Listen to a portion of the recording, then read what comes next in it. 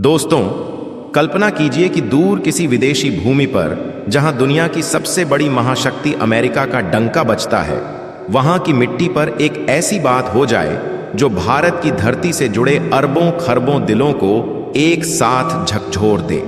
सोचिए, अगर दुनिया के सबसे ज्यादा चर्चित और कभी कभी विवादों में घिरे रहने वाले नेता डोनाल्ड ट्रंप अचानक मंच पर खड़े होकर हमारे भारत के उस महापुरुष का नाम लें जिन्होंने न सिर्फ एक राष्ट्र का संविधान लिखा बल्कि करोड़ों दबे कुचले लोगों को जीने का हक दिया, हमारे बाबा साहेब डॉक्टर भीमराव अंबेडकर जी।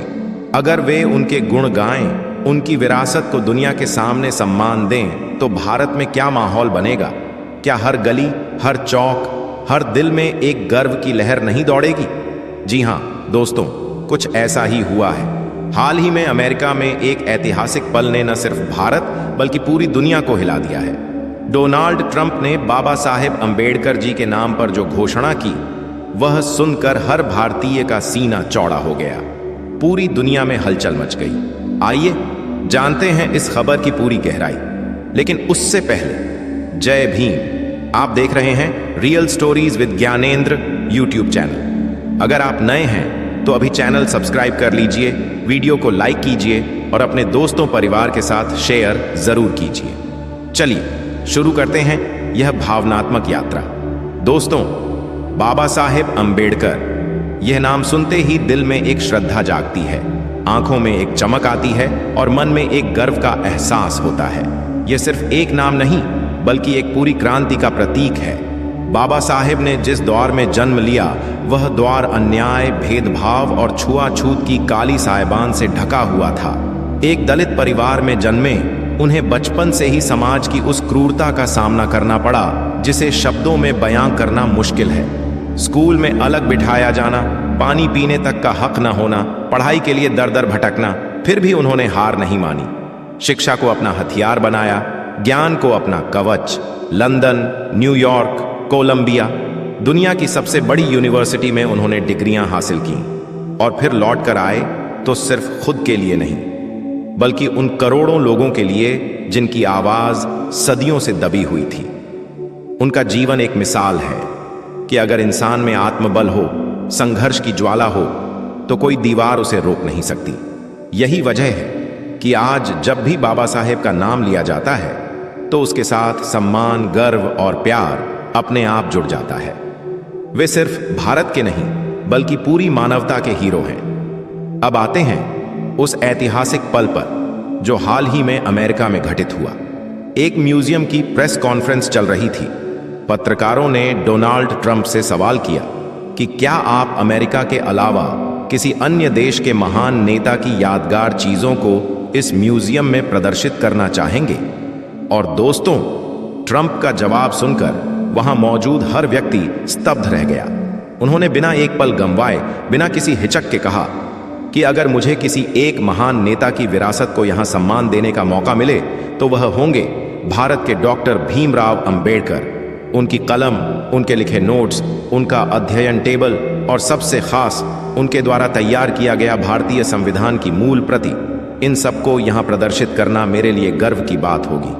दोस्तों, ये कोई साधारण बयान नहीं था, ये एक वैश्विक स्वीकारोक्ति थी।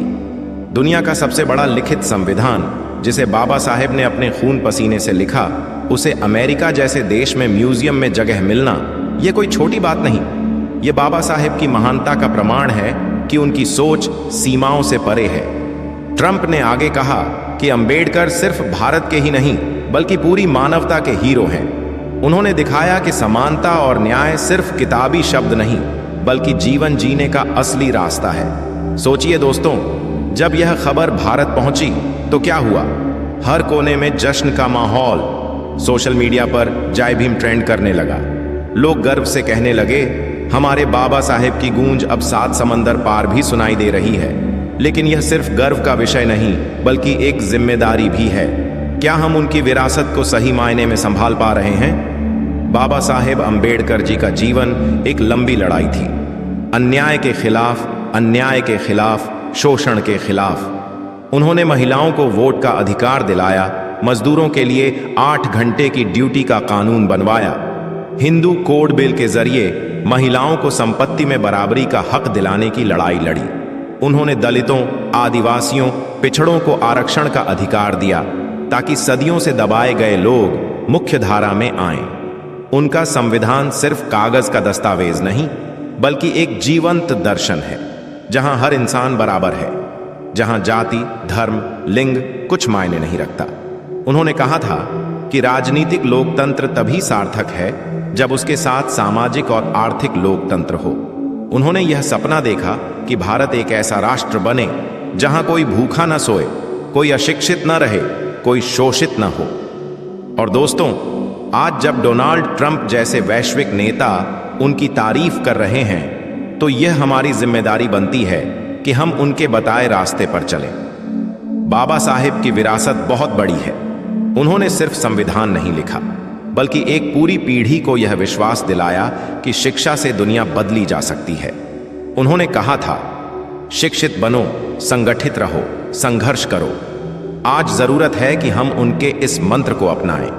उनके विचारों को स्कूलों में पढ़ाया जाए, उनके संघर्ष की कहानियां हर घर तक पहुंचाई जाएं, क्योंकि बाबा साहेब सिर्फ अतीत के नायक नहीं, बल्कि भविष्य के मार्गदर्शक हैं। दोस्तों, अगर हम गहराई से देखें तो भारत का लोकतंत्र, भारत का संविधान, भारत की आजादी के बाद की दिशा, ये सब बाबा साहेब की देन है।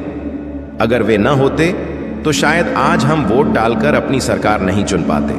बोलने की आजादी, धर्म की आजादी, शिक्षा का अधिकार, यह सब उनकी सोच का नतीजा है। उन्होंने यह सुनिश्चित किया कि कोई भी व्यक्ति किसी दूसरे से छोटा बड़ा न हो। उन्होंने जाति की बेड़ियों को तोड़ने का बीड़ा उठाया। जब समाज छुआछूत की जंजीरों में जकड़ा था, तब उन्होंने कहा कि इंसानियत ही असली धर्म है। उन्होंने महिलाओं को बराबरी का हक दिलाने के लिए कड़े संघर्ष किए, मजदूरों के हक की लड़ाई लड़ी। उन्होंने साबित किया कि किसी देश की असली ताकत उसका संविधान और उसके नागरिक होते हैं। आज जब पूरी दुनिया बाबा साहेब को सम्मान दे रही है, तो यह हमारा कर्तव्य है कि हम उनके विचारों को जीवंत रखें, उनकी प्रेरणा को आने वाली पीढ़ियों तक पहुंचाएं, क्योंकि बाबा साहेब ने सिर्फ भारत के लिए नहीं, बल्कि पूरी दुनिया के लिए काम किया। उनकी समानता की सोच, उनका न्याय का पैमाना, यह सार्वभौमिक है। दोस्तों, ट्रंप की यह घोषणा एक संदेश है कि बाबा साहेब की विरासत अब वैश्विक हो चुकी है। लेकिन सवाल यह है, क्या हम भारतवासी उनकी विरासत को सही मायने में निभा रहे हैं? क्या हम जातिवाद से ऊपर उठ पाए हैं? क्या हम महिलाओं को सच में बराबरी दे रहे हैं? क्या हम शिक्षा को हर बच्चे तक पहुंचा पा रहे हैं? ये सवाल हमें खुद से पूछने होंगे। बाबा साहेब का योगदान इतना विशाल है कि उसे शब्दों में समेटना नामुमकिन है। उन्होंने हमें जीने का हक दिया, सम्मान का हक दिया, सपने देखने का हक दिया। आज जब हम स्वतंत्रता से सांस ले रहे हैं, अपनी बात कह पा रहे हैं, वोट डालकर सरकार चुन पा रहे हैं, तो इसके पीछे बाबा साहेब की सोच है। दोस्तों, आइए संकल्प लें कि हम बाबा साहेब के रास्ते पर चलेंगे, उनके संघर्ष को याद रखेंगे, उनकी प्रेरणा को दिल में बसाएंगे और उनकी विरासत को न सिर्फ संभालेंगे, बल्कि उसे और ऊंचा ले जाएंगे। तो दोस्तों, आपको यह खबर कैसी लगी? क्या आप भी गर्व महसूस कर रहे हैं? कमेंट में जरूर बताएं। और अगर वीडियो पसंद आया तो लाइक करें, चैनल सब्सक्राइब करें, बेल आइकन दबाएं। मिलते हैं अगली वीडियो में। जय भीम, जय भारत।